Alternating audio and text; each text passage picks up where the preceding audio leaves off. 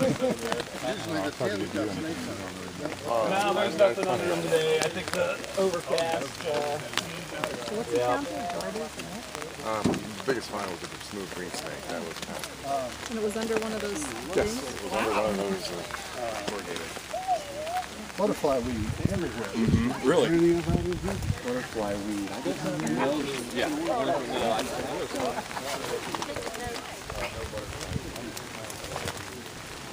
it's amazing how many people use it.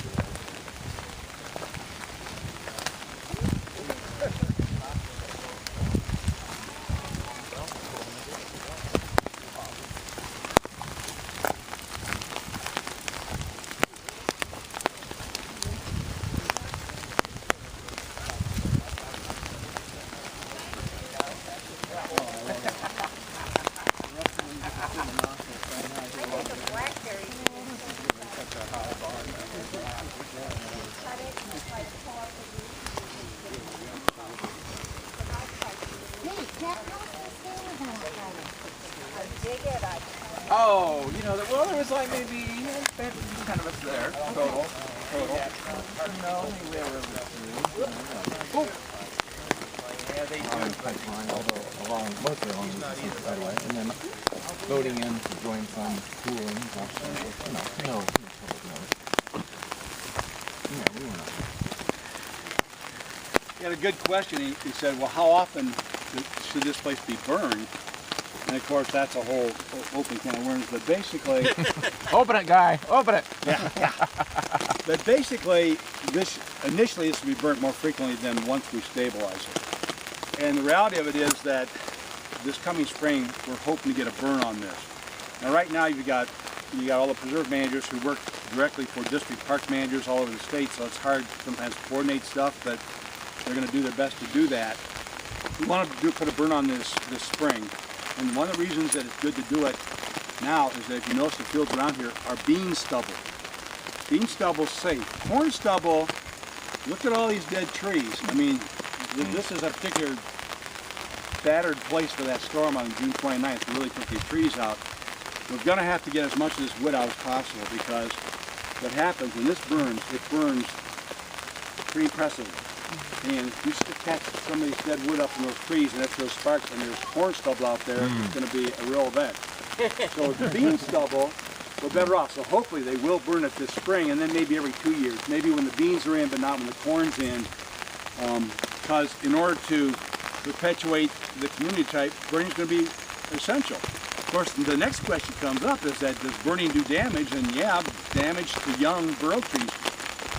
Bur oak trees, usually by the time they reach about 10 or 12 years old, if they can survive fire, from there on, their bark's thick enough it doesn't affect them.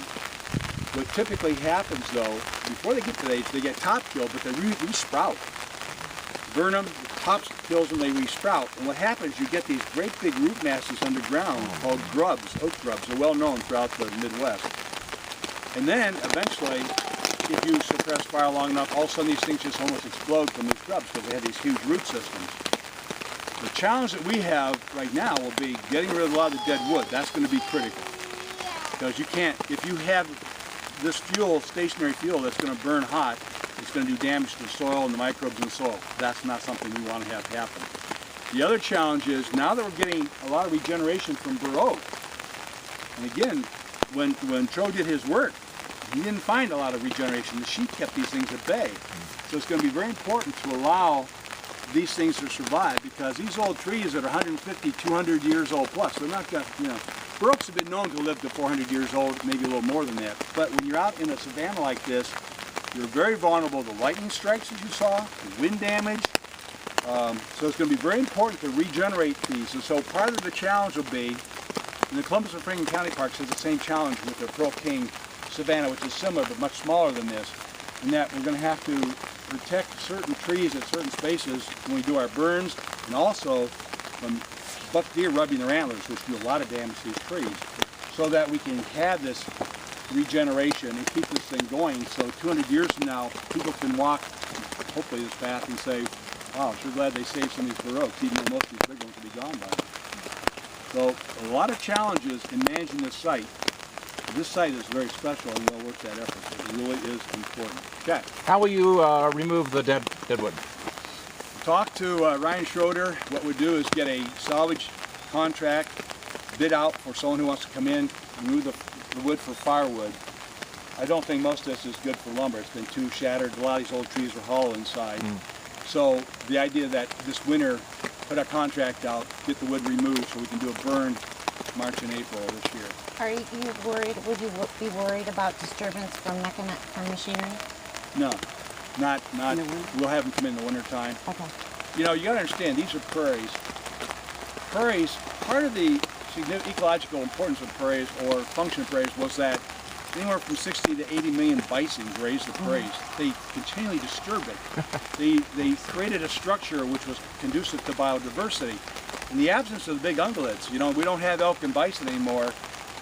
These systems aren't quite functioning the way, so they can take a lot of, they'll take it without a problem, so no, we're not worried about that. The biggest problem will be if they bring mechanized equipment in, what kind of non-natives will they bring in, but the sheep have already done a pretty good number on that anyhow. So we're always going to be fighting the non-natives and even trying to keep natural succession at bay and then trying to keep the right kind of recruitment of new bur oak trees. It will be very challenging. But again, it's a huge investment and it's well worth it. What do you put around the tree to protect it? Well, I've been working with John Watson, Columbus and Franklin Method Parks, and what they've been using are, they take, again, the weed whip and they whack everything around so there won't be any fire close up. And they've been putting, to protect it from the deer antlers, they've been putting like the, that plastic piping material, you know, they cut and just, like they do in our orchards. Because there's tons of deer in here. How do you protect it from the burn though? How do you do that? I'm sorry? How do you protect it from a burn? We will, it takes, the burn will be a lot longer, and we'll come in here with the grass whip and we'll just whip everything down all around the tree with it. As long as the fire's not right up against the tree for a length of time, it won't hurt these burrows. But the other thing is, Dan, like in a place like this, you don't have a whole lot of grasses that would be real hot, burning, you know, because it's mostly goldenrod and that stuff, and it doesn't burn as well as the grasses would. But getting a good wind, it's gonna. This is another one of the grasses. This isn't typically a prairie grass, although often when you hear people quote, well, how much original prairie was in Ohio at the time of settlement, you'll hear anywhere from 1,000 to 2,000 square miles. One of the reasons is that this grass isn't strictly a prairie grass, it's a wetland grass, but it's really sort of a wet prairie grass. This is Calamagrostis canadensis, or the blue joint grass.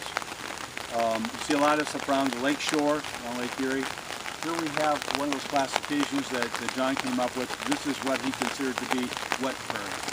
Calamagrostis, we'll show you, we haven't shown you yet, and I don't see anything really close by. This is prairie cordgrass, typical wet grasses of the prairies. But this is a nice standard blue joint grass. Remind us again, how is it that this never got touched by the plow? It was so poorly drained, probably, and what happened out here in these plains, there wasn't a whole lot of shade. So we had shade.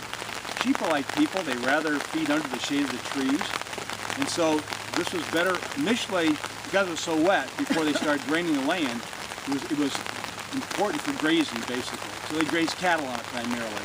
When they started draining the land, like putting that big drain tile in, now the land around it became tillable, but when they had the oak groves, they kept them because that provided shade for the livestock.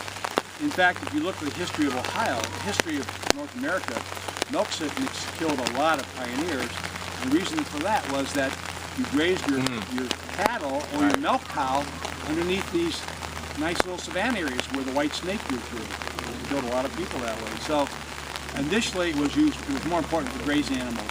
And if you look underneath as we walk around under the drip line of these big trees, most of the degradation of non-native species occurs under those trees.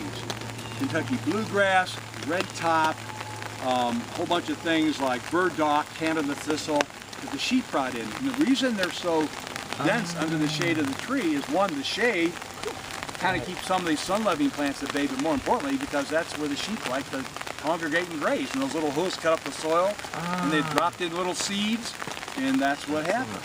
So the challenge is fertilizer too. A lot of fertilizer. So basically, what normally would be, but these would be mostly more shade-tolerant sedges and some grasses, native, but they messed it up. So